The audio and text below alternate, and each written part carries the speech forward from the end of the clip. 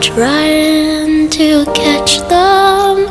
It's like a field of butterflies.